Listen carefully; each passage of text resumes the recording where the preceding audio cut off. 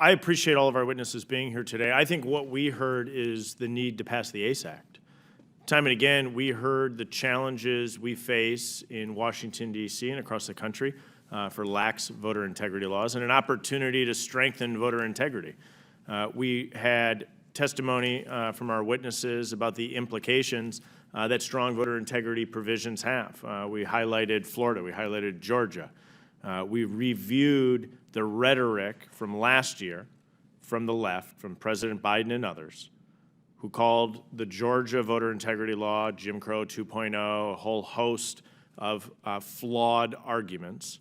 And then the empirical data came forward and actually showed that by putting in place strong voter integrity provisions, what we actually got was higher participation and more people appreciating the process. It's my firm belief that when you have strong voter integrity provisions, what you actually do is enhance people's confidence in their elections. And when confidence is enhanced, more people are likely to vote. And I think there's some real common sense provisions that we put in this, in particular as it relates to Washington, D.C. We talked about how you need a photo ID to buy a six-pack of beer if you're a resident of D.C., to board an airplane. We heard people talk about their Second Amendment rights and the need for a photo ID there. So it's completely rational to think that putting forward photo ID for the right to vote actually enhances confidence in our elections. It was brought up again by my colleague about the impact of non-citizens voting. Mr. Ranking Member, you noted that you'd be happy to make sure that Russian and Chinese agents that are hostile to the United States interests aren't able to vote. I'd ask you to take a hard look at the ACE Act and consider supporting it, because what it does is it prevents Chinese and Russian agents from being able to vote in Washington, D.C.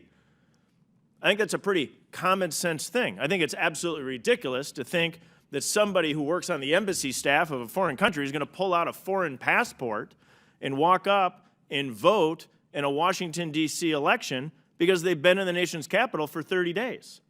There's an estimated 20 to 40,000 individuals who are 18 years of age, who've been in D.C. for 30 days, who are citizens of another country. A healthy chunk of them working for foreign countries while being here in the nation's capital. I think it's pretty reasonable to make sure that those individuals aren't voting. We know that in Washington, D.C., in the 2022 election, 500 ballots were sent out that were incorrect.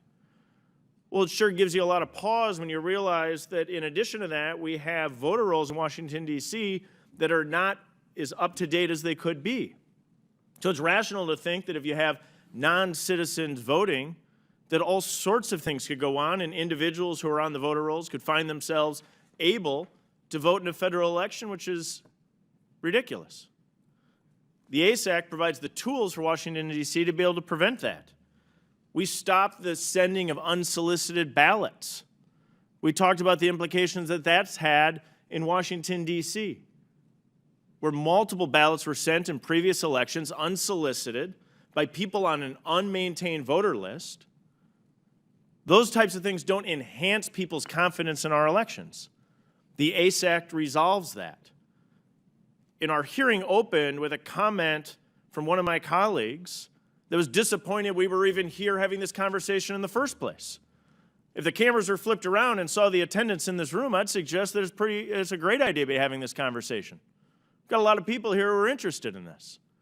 Instead of H.R. 1, which was shoved through with no amendments, 2 quick hearings, a federal takeover of our election law, what we've done, starting before the 2020 election, began building this legislation so that we are in a position to discuss it, to amend it, to make it as strong as we can, and ultimately to pass it, to have the most substantive and strongest election integrity bill pass the House of Representatives in over 20 years.